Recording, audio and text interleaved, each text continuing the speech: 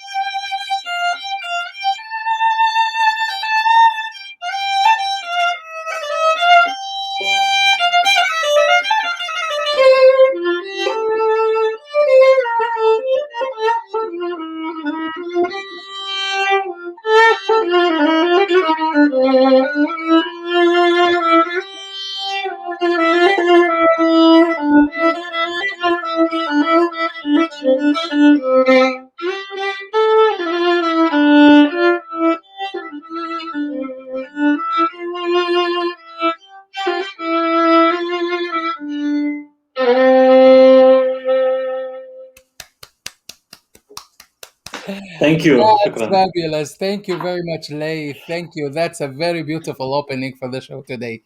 So, Thank you. Layth, let's talk about the source. It seems you have absorbed music at a very young age, and thanks to your parents who are musical as well by profession and by education. Can you just tell us briefly and quickly the journey or the formation of the Mm. musical character of Layth Sidiq? How did you grasp and obtain and absorbed all that music and love to music and art to make you the man that we see today? Obviously, I consider myself to be really lucky to have grown up in such a musical home, and that, of course, is thanks to my parents, but even more so to their open-mindedness that has opened our house doors to guests from all over the world, in the conservatory as well in Amman, where there were always musicians coming from different parts of the world who would visit and perform concerts. So I was always that little kid, like Natasha mentioned in the beginning, that I'm always in the corner, um, Yes, listening, trying to absorb things, whether it's Western classical music, Arabic music from all parts of the Arab world, from Egypt, Iraq, Syria, Lebanon, yes, plus having the opportunity to travel. I think as a kid with my father, they were always taking us with them everywhere they went, and that has really exposed me to an incredible amount of musical resources as a young kid. So learning the instrument, the violin, at the age of 4. It's a very young age to learn an instrument, but because the environment was so supportive, I never felt really pushed into it. I felt like I was allowed to enter into it somehow. So it was a beautiful way to have that childhood, and I never felt that stereotype of I as a kid I wanted to play sports or I wanted to do other things or go play video games. I think from a young age I was passionate about music and I chose it as a career. It wasn't chosen for me. that's fabulous. And the start was from Amman or from Baghdad, where you were born? So I was born in Baghdad, of course, but my whole life I grew up in Amman since I was a year old. Yes. So I am a Jordanian outside of the house in my childhood, my friends, the conservatory, my career, my work. But when we are inside our home, it's a very Iraqi house. So it's whether it's the food, the dialect, the jokes, what's on TV, which teams to support, football teams, for example, these kind of things. So Yes. I have this beautiful two worlds, really. I mean, I Of course, sometimes it enriches your identity, your musical absolutely, identity. yeah, Mm. very lucky to have been brought up in such an environment. Yeah, that's fabulous. So, talking about the musical identity and music for someone who grew up between two different countries and now moving around in the world, how does Arabic music serve as an identity for expats and immigrants, and how do they embrace it and uh, identify with it Hmm. when they live in diaspora or as an expat or in countries of in which to they immigrate. Yeah. So, as I mentioned, as an Arab artist, I grew up in Jordan. That's where I learned how to play the violin. What Mhm. music means to me was in Jordan. At the conservatory in Amman, I was mostly learning Western European styles of music, which are really the foundation of the instrument, of the violin itself.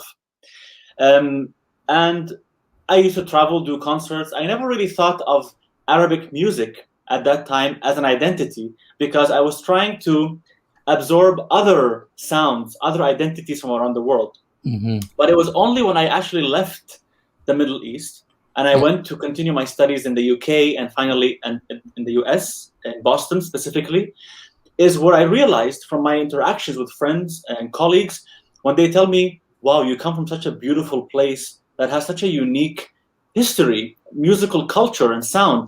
And up until then, I had never thought about it, to be honest with you. I was trying to be somebody I'm not. I was trying to be a European violinist playing European music.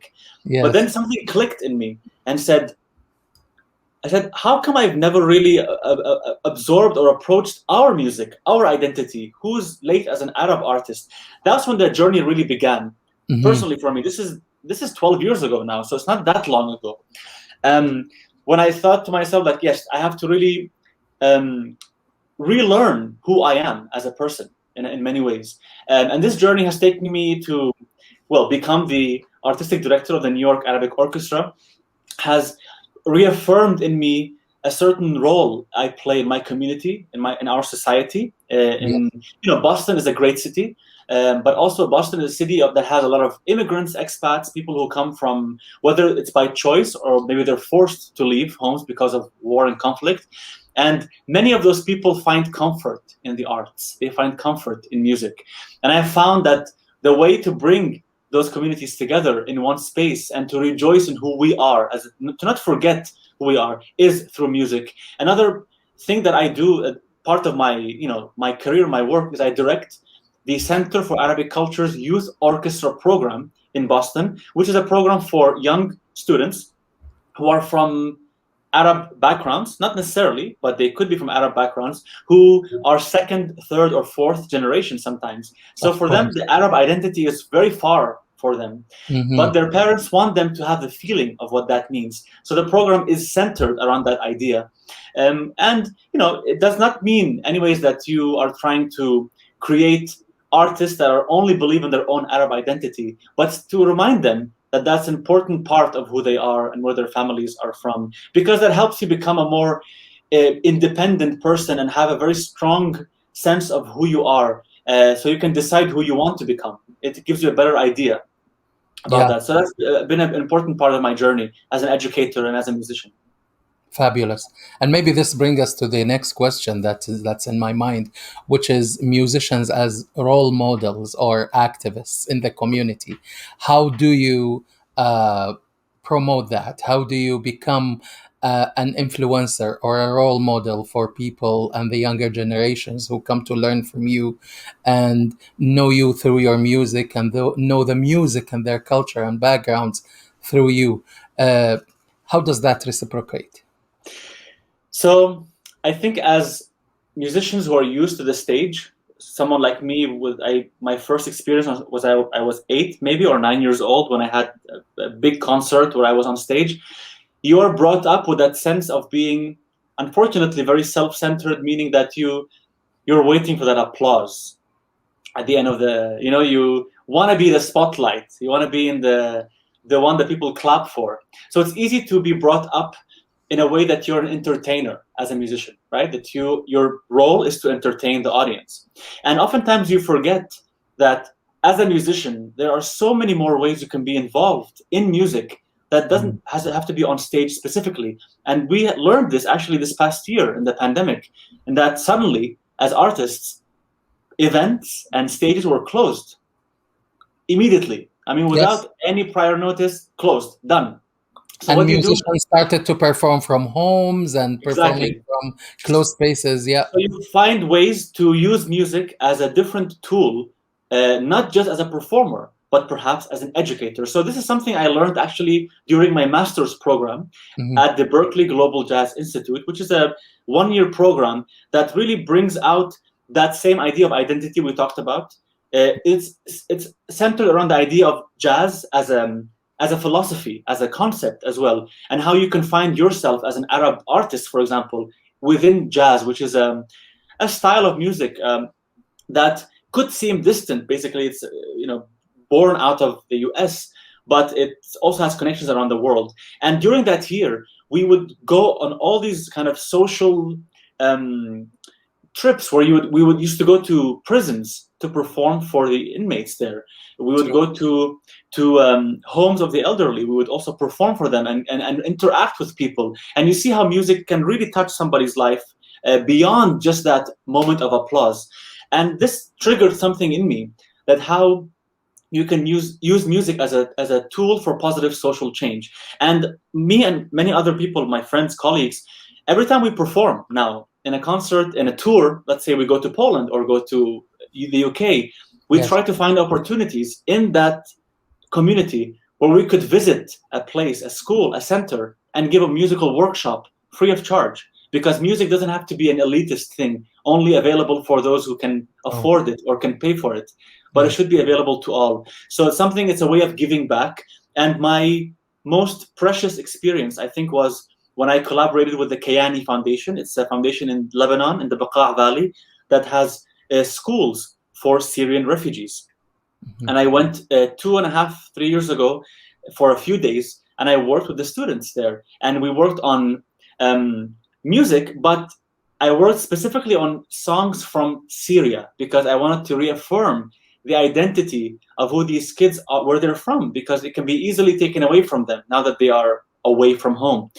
Even more so to this, I got some support from Berklee College of Music and Tufts University, where I was a faculty member, to get some sponsorship to buy percussion instruments made by Syrian makers to support local business and give the instruments to the students in those schools. So a much bigger role that you could play as an artist, as a musician, besides just being on stage, which is great. It's the most amazing feeling, being on stage, but to affect somebody's life and to see them find a certain kind of purpose and giving back to the community, I think is even more special, and it's something that I plan to continue on doing moving forward.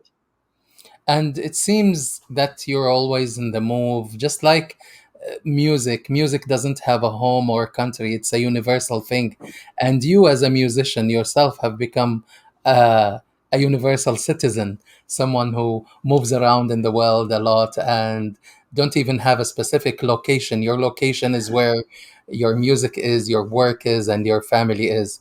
How is your family coping with that? Are they willing to do it the same way you're doing it? Do they have the same passion, or you hear some whining here and there about it? No, I think, of course, with the ease of travel nowadays, you're not, well, again, besides this, last year didn't happen. Let's just say that it's canceled. Okay. 2020 is canceled. Yeah, just delete it from our lives. Delete it. Besides that, travel is easy nowadays to visit family, visit people. Finding work opportunities closer to home is always a great thing. Yes. And I mean, with a click, you can be on see somebody's face and talk to them for an hour or so. So there's like always right now. like us right now. So there's ways to Yeah. make it work. I think you don't really need to be in one place all the time. It's to work, to be happy, to make a career for yourself. Just follow where the priorities are. And I think what this last year taught us is that priorities, for me at least, lies within those personal connections, relationships, family. This has transformed really the way I think about life. Yeah. Uh, Layth, before we switch gear to social media, and maybe now it's Natasha's turn to ask you questions in that regard.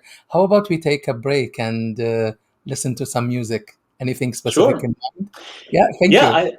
I think that because also we were talking about that idea of moving away from home. Part of the same Yes. album, there's one of the pieces called Eastern Waves. Okay. It talks about the, I think, universal theme of immigration. It doesn't have to be specifically about Arabs, or it doesn't have to be a darker concept of fleeing or something. It could be all of us choose a moment in our life to go somewhere else, leaving behind family, friends, and what that emotional journey feels like to us. So this Yeah. piece is really a tribute to that idea of leaving home.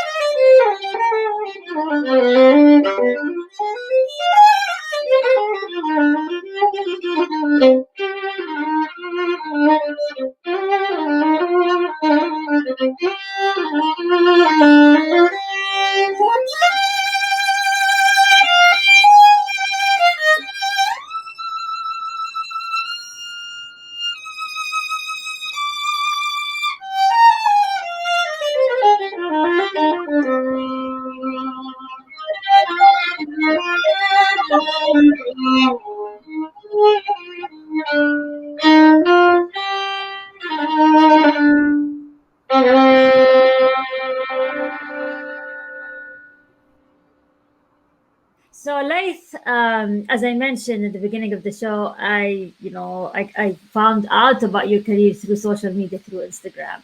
And I noticed you're really good with using social media, and actually you're using social media for the good. And, we've seen many people misuse your social media, and it's like for political fights and other, but the way you've been doing it is very inspiring. So I want to know more about what led you to use this media in this social way, and did it actually lead to more career opportunities for you? And if you can give advice to other artists how they use social media to advance their career? Absolutely. You know, Natasha, I was really, at some point in my life, I was against, not against, maybe I didn't understand what Facebook was, for example, how to use these things. I would never post, I would just not even open it. And friends of mine at the time would tell me, Layth, you have to use it. It's a great way to showcase your work and how you do it and what you do and so on, so. And so gradually I was starting to post some things. Maybe it was irrelevant stuff like what I'm traveling, or here I am going to Amsterdam, or whatever, all these kind of things. But then just a year ago, exactly a bit more than a year ago, right before the pandemic started, I remember I posted one video, which was the melody of the Godfather theme. I played it once as it is, and a second time with some Arabic ornamentation in the way I'm playing. And I asked people to compare the difference. It was just an experiment, and people really liked it. I saw that, there was some engagement on Instagram that I haven't seen before yet on my page. So I thought, okay, it's a nice idea. Let me continue with it. So because, of course, we had a lot more time on our hands with everything being canceled during the pandemic, I put a schedule, basically what to record, what pieces to record, and on what days to post them. So almost like a full-time job in many ways, right? I had a schedule. I followed that schedule pretty vigorously, knowing exactly when I'm going to do things. And the more I did it, the more consistent I was with what I was posting, the more engagement I got, the more people I met on my page. But at some point, Natasha, I broke that sequence. I posted something different. It wasn't the violin. It wasn't to do with any of the Arabic music or this idea. And suddenly, look, everything fell. It wasn't the same amount of engagement. And I realized that, okay, so what I'm doing here is I am basically conditioning my page to attract a certain kind of audience. What is that audience? Who is that audience? What do they like to listen to? And from that moment on, I realized that, okay, my audience likes to listen to the violin. They like listening to Arabic music, perhaps certain contemporary styles as well, and educational content to learn more about maqamat, about musical modes, rhythms, and so on. So I started to focus on that a bit more. And from a year and a half ago until now, I think that the following base on my Instagram specifically grew to over 20,000 kind of followers during that time. And I don't even like the word followers, because I see them as just, friends who like to listen to this music, and I enjoy sharing it with them. And it's such a beautiful tool to, yes, meet people and network with other artists. I met so many artists that I've wanted to work with for so long, but because of the distance, it was hard to meet in the same place. But social media gave us a platform to do that and to create wonderful collaborations. And as I mentioned, in that, even in job applications today, sometimes when you look at people, when you fill up a form online, one of the blocks there, the questions is, can you put your social media handle? What's your Instagram link, your Facebook link, your Twitter handle? Because people want to look at how you portray yourself as an artist. What is your philosophy as an artist? So it's so important to really build that and work on it to market yourself and create your audience instead of them creating you. Yeah, I mean, it's amazing. So did you get any new jobs or gigs through your social media platforms? Was that helpful in advancing your career? 100%. Through social media, I got to connect with a fantastic violin string company called Tomastic in Feld. And I'm endorsed by the company, and they're such a phenomenal string makers. I've been using their strings for a very long time. So that was a great collaboration. Of course, social media really helped with that. I got to meet the team from Anghami, the great the social media platform, for the music platform. And we did a collaboration together with the artist Rola Azar. We did a song, Arrozana. So that's, again, a wonderful connection to a great musical entity in the Middle East. So things like this that just came out by people accidentally opening a link, seeing a link, checking something, and they say, oh, who's this artist? Why do they, how are they playing Arabic music? They look Irish. I'm gonna check out I will check. I will go in a bit more and see who that person really is. So it creates an interesting story about who you Yeah. are. And what I've always done, and I will continue to do, is sometimes people reach out to me on Instagram saying, Layth, I'm struggling with, for example, my violin teacher, or I can't find a solution to how to play this phrase, or how can I find a good instrument, for example. And many of the times I try my best to respond to everybody as much as possible and to also help. So, it's use the term influencer. Now, these days, sometimes influencers, you see them buying products like, I don't know, makeup or shampoo for men, or like selling products and so on, which I guess is a way to sell things. But how can you use the term influencer to influence in more artistic, educational content that really supports and helps people in their careers and their lives? So this is what I've kind of been focusing on in the past year or so. Yes. Yeah, that's great. So another question, it's a bit different than the social media, which is when I grew up, learning music at the same place where where you grew up, and you mentioned that we were taught classical music, and classical music was the thing that everyone taught us. So, what is the future of classical music? Not only in the Arab world, but in general. Like I know here in the US, many classical music stations are shutting down. People are not listening to classical music.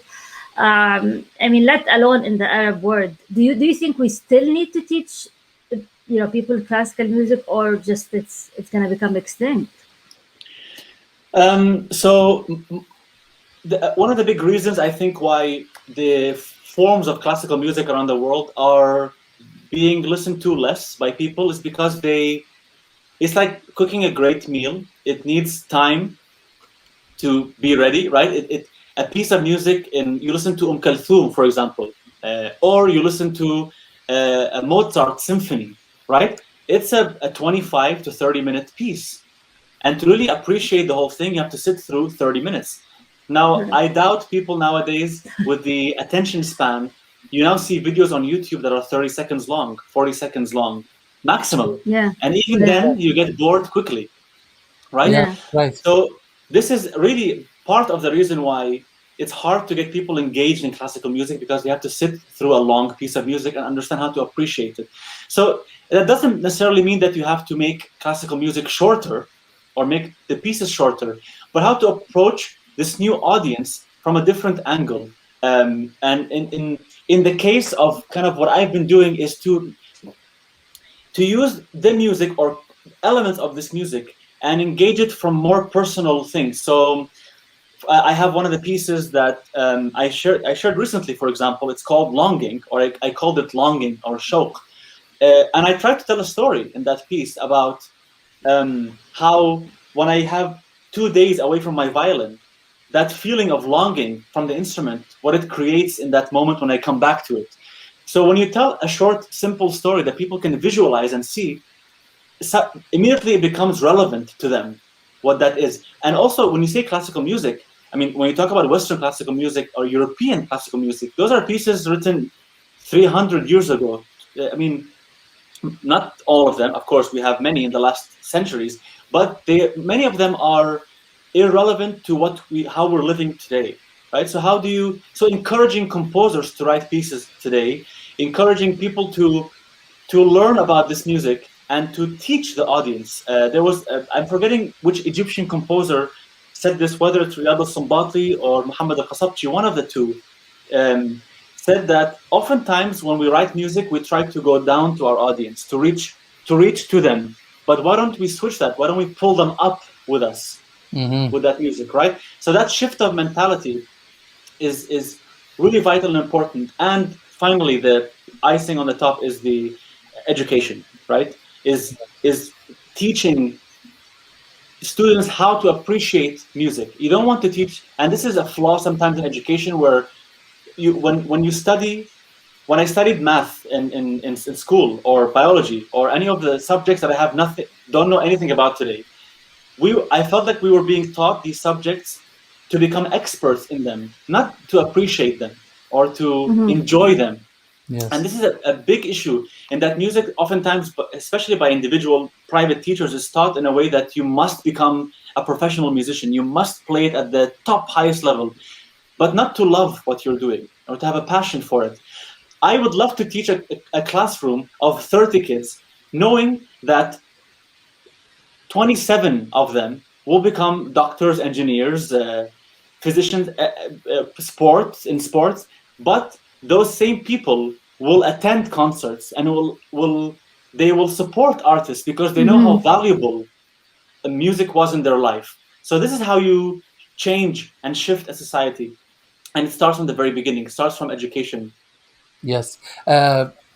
Layth, I have a request now, and I think it's a good time for another short break. But this is a different request. I hope it doesn't come as a surprise for you. I know you sing, and you have a wonderful voice too. So, Yeah. how about, if you don't mind, singing something for us? Sure, of course. I know I always say I'm not a vocalist. I was never trained as a vocalist, but it is really an extension of expression for me. So I never really sing a lot in my performances. Usually the violin is my main instrument, but every Yes, now and then the voice reaches people in a different way. Perhaps it's the lyrics, it's the meaning, or just the nature of the human voice. It just reaches deeper. So yes. I'll sing just a segment of an Iraqi song called Ala Shawati Dijla, on the banks of Tigris, one of my most favorite melodies ever. I love that one. That's a good choice. Right.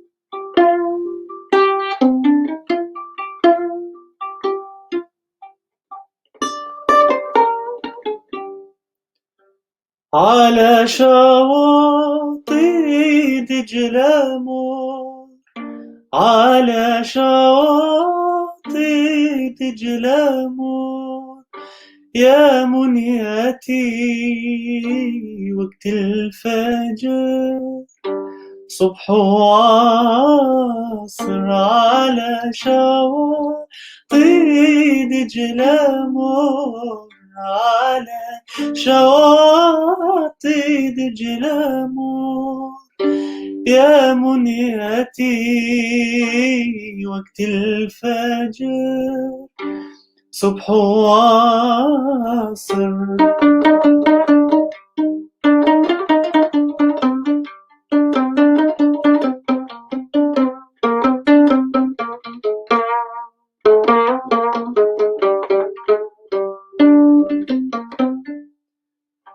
شوف الطبيعة تزهي بديعة، شوف الطبيعة تزهي بديعة، ليلة ربيع يضوي البدر، يضوي البدر على شاطئ دجلة مر، على شاطئ دجلة مر، يا منيتي وقت الفجر، صبح وعصر.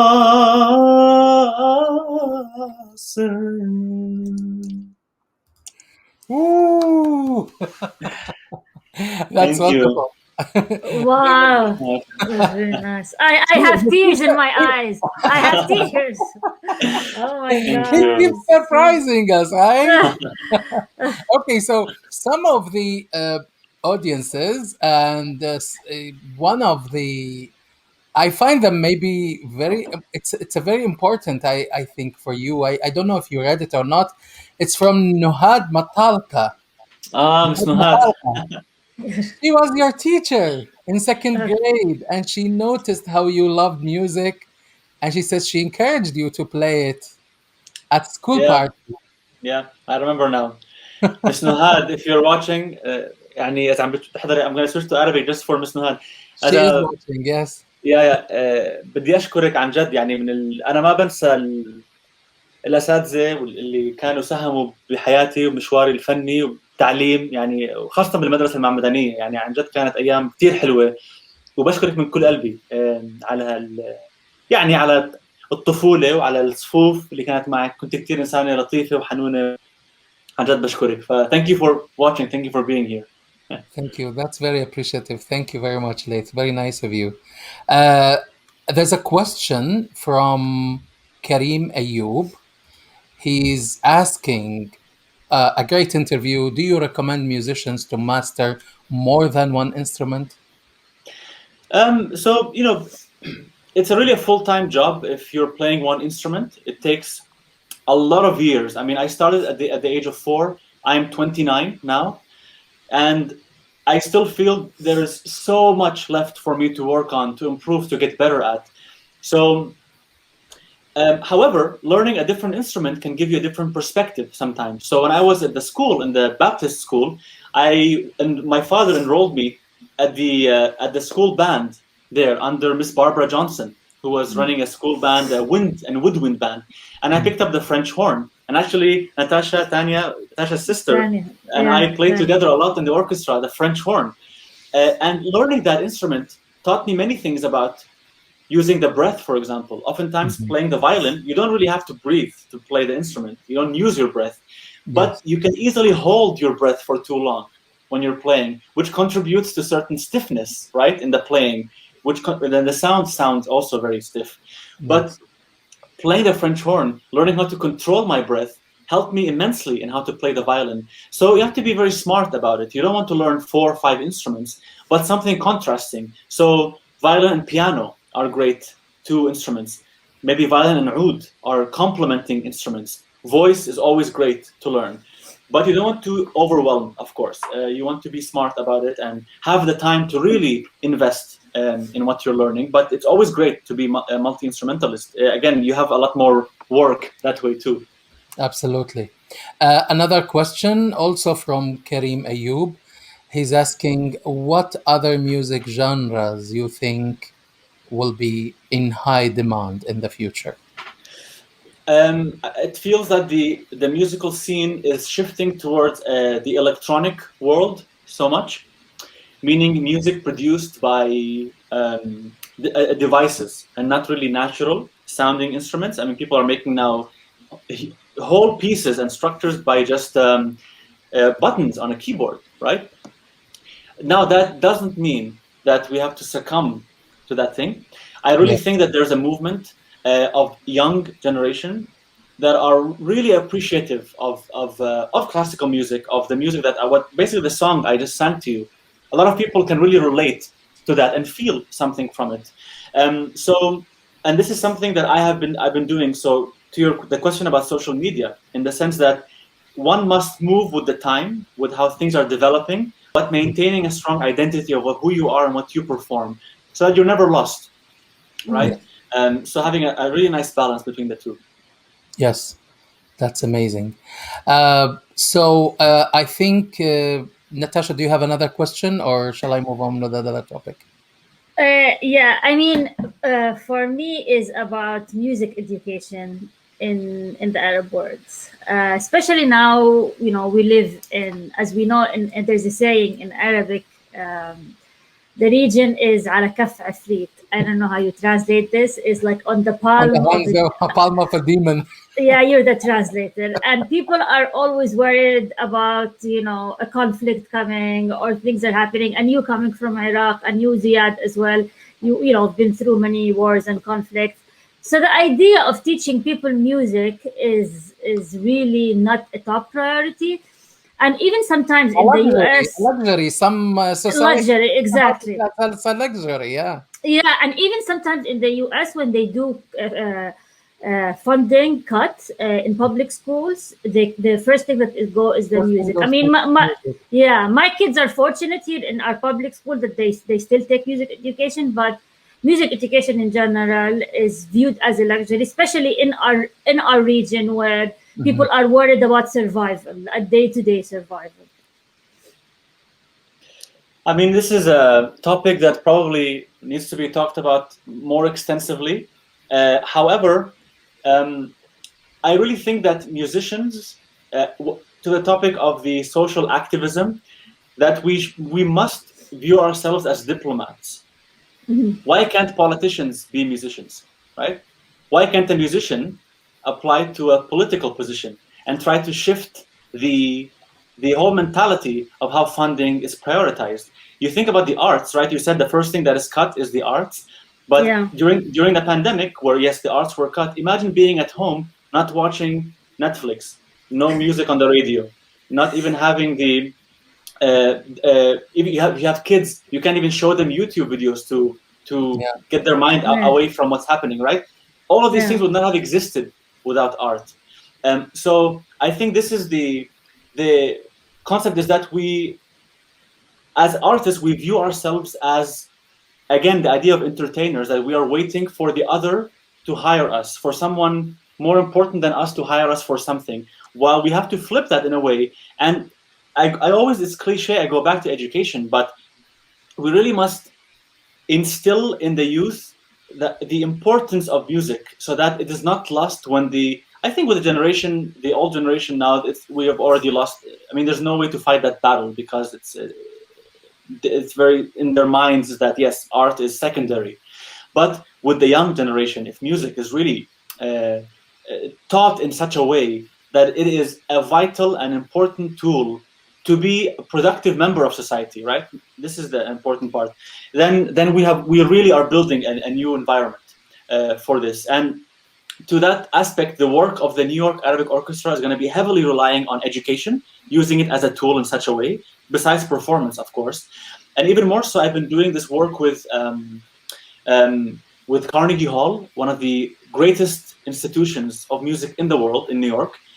It's an educational program where I work with instructors from different areas in New York City, but sometimes even in the US, who have musical classrooms that are mostly being taught music from the West, European classical music, but how to include Arabic music to the conversation, create a really diverse and more inclusive environment for that.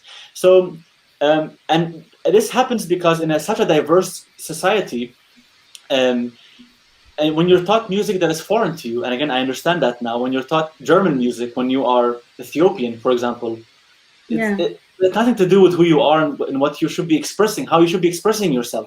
But when you have this multi-diversity involved in music teaching, more inclusive environment, then you really have a chance to think, okay, this talks to me, it's about me. And when you eventually grow up and do anything else, you are contributing to society and helping out art becoming a priority in that sense. So again, it's not an easy thing, I think, to be involved in politics. I think musicians are always trying to be the ones who are the most peaceful, the most welcoming, open-minded, and so on. But I really hope that the future to see more artists involved in politics and shifting the whole conversation and really contributing to those laws that usually affect artists first. Yes. So, Layth, the dialogue, the musical slash cultural dialogue between nations of the world, which do you think is more important, in your opinion, to incorporate Arabic music in Western and European music, or just play Arabic music to the European and American audience and perform to them to convey that musical identity of yours to them? Which works better, in your opinion? Mm. I think the latter. The second one is definitely a great step because a lot of the audiences, I mean, even the audiences, you're talking about the Western countries, I would even say even to our own audience in the Hmm. Arab world, they still need the education to listen and appreciate Arabic music. So we have to also start from the source itself in many ways. But this creating more performance experiences, I think, for audiences is really a great way. It opens the door, at least for them to want to explore more about these things. and more online content. So I collaborated a few months ago with a great institution here in Madrid, in Spain, called Casa Árabe, the Arabic House, a cultural institution, and I created 5 videos with them that each one takes a different song from the tradition and different country as well. And I discuss things about it, like the historical aspect of it, the composer, the musical elements in it, in a way to really educate the viewers on what is this music, so that when they come out, because oftentimes you hear, oh, there's an Egyptian band coming to play in our city. You think, I don't know anything about Egyptian music. There's also an element of, like, I don't even know if I'm going to enjoy it, so why even go see it, right? I'd much rather see somebody I know and love. Yes. But when you create that sense of curiosity in somebody by allowing them to watch or learn something that's interesting, a little bit of trivia about that style, you open the door to that. So this is still, that first thing is needed to have more performance experiences for those audiences. And then comes, I think, the next step of integrating it within more musical systems. Great.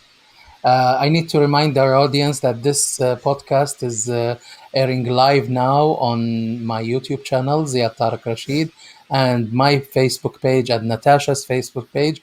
It will also be aired. It will also be pre-recorded on Apple Podcasts and Spotify. So please, if you haven't joined into these pages, just hit the subscribe button and the like button, and maybe the bell as well for future notifications. That will be highly appreciated. I think I'm done with my questions. Natasha, do you have anything in mind, please? I mean, for me, final thoughts to artists, musicians, tips, you went through that journey. Someone is going through that journey and struggling, especially now, as you mentioned, through the pandemic where everything is shut down. Even, I think Broadway is still shut down in New York. I don't think they open. So since now everything's shut down, what are your thoughts, words of encouragement? Because as I mentioned, our podcast is a positive podcast. We want to inspire people. We want to, motivate people. So what would you say to someone who's struggling, an artist struggling, especially now during these difficult times? Yes, we are nice people. We talk to nice people. I would say our artists specifically go through a lot of ups and downs in their careers. Moments when you are at such a high that you think this is the best thing I ever will do. Other moments when you think I need to quit music right now and do something more productive in my life. It could be peer pressure, family pressure, different reasons.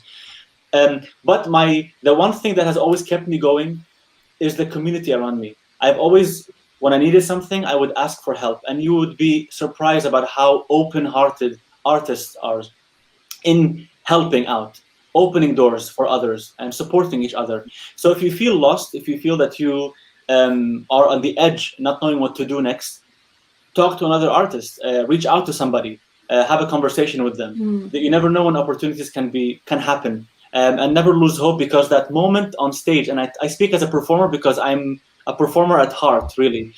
That moment on stage when everything is still and it's just you and that melody, there is something so unique and special, ethereal, spiritual, sacred in that moment that cannot be felt anywhere else. And that's a moment when you remember that I'm so thankful to have been chosen to be part of this. So just keep fighting. It's so rewarding at the end of the tunnel. Layth, and we are really, really thankful for having you. But I'm greedy and I'm very demanding, maybe. And I would love to hear something more. Please, Sure. if you can close the podcast with another live performance, that will be highly appreciated. Of course, I'll perform to end one of my compositions again called Fawanis, which means lanterns. It's a piece I wrote for my second album with a dear friend of mine. We collaborated together. His name is Rohit Jairaman. He's an American artist who's deeply into, he was born into the South Indian Carnatic musical style. And we collaborated on an album that brought together those two worlds, Carnatic music, South Indian styles, and also certain elements of Arabic music. Of course, not everything, but mostly Iraqi things as well from where I'm from. And We had also an interpretation of Fog al-Nakhal, the great Iraqi folk Amazing. song. But this is Fawanis. It's a piece again that talks about those lanterns, like light that guides you whenever you're lost. So I guess it's a great way to also even answer that last question from Natasha. Here is Awesome. Fawanis. Go ahead. It starts in the Iraqi rhythmic cycle called Georgina.